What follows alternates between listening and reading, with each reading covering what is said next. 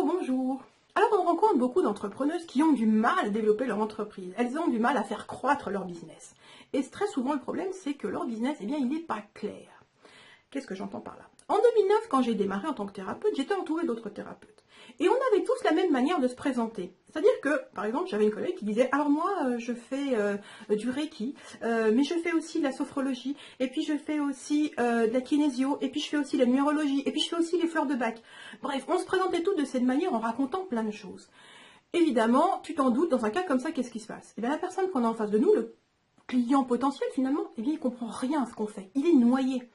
Donc dans ces cas-là, eh bien, c'est difficile d'avoir des clients. Et c'est ce que j'ai fait la même erreur. Et quand j'ai compris que c'était une erreur, eh bien, j'ai changé ma stratégie. Et j'ai commencé à me présenter comme étant une spécialiste des peurs et des phobies. Ça a tout changé dans mon business. Du jour au lendemain, c'est là que j'ai multiplié par 5 mon chiffre d'affaires en un mois.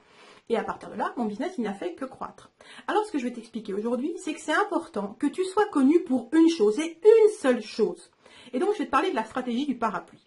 Qu'est-ce que c'est que cette stratégie du parapluie? Alors dans mon cas, tu me connais comme étant une spécialiste du développement des entreprises pour les femmes, donc les entreprises au féminin. Donc je les aide à développer leur business et à faire croître leur chiffre d'affaires et leur clientèle.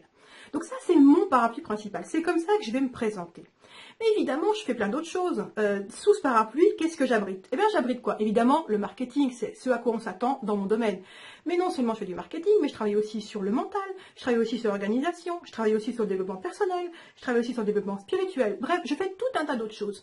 Mais c'est pas ça que je mets en avant directement. Pas du tout. Je mets en avant mon parapluie principal. Je me présente sur un seul domaine, on va dire. On me connaît pour ce domaine et rien d'autre.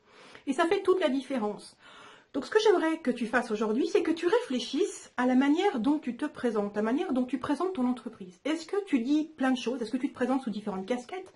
Ou est-ce que tu te présentes sous un seul aspect? Si ce n'est pas le cas, si tu te présentes en me disant plein de choses, tu vas noyer ton client potentiel. Et ton client potentiel, il ne va rien comprendre à ce que tu fais. Et s'il ne comprend rien, forcément, il ne va pas travailler avec toi. Donc réfléchis à quel va être ton parapluie à toi. Quel est ce parapluie sous lequel tu vas abriter toutes ces choses que tu fais? Et à partir de maintenant, présente-toi sous ce seul et unique aspect. Je te promets que ça va faire une énorme différence dans ton business. Donc j'aimerais que tu me dises dans les commentaires comment tu te présentes aujourd'hui et comment tu vas le faire dans le futur. Parce que vraiment, ça m'intéresse de voir comment tu vois les choses et comment tu vas les faire évoluer. Voilà, alors c'est une stratégie très très simple, mais crois-moi, super efficace. C'est tout pour aujourd'hui. On se retrouve très vite.